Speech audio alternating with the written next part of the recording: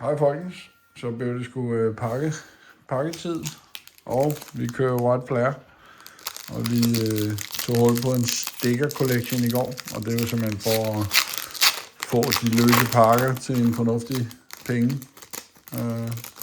Jeg tror, at løssalg koster pakkerne efterhånden 70 kroner allerede, tror jeg, løssalg de fleste steder.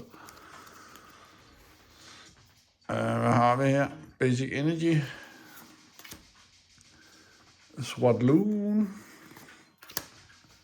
Zorua, Hadia, Valilux, Leovani, Strafti og en Druddigon. Skulle den første reverse hollow være der. En trainer, tool scrapper. Og den næste reverse hollow, Baldo. Og rosinen i pølseenden. En Corfagrus. Noget holo. Ikke det store pull i dag, men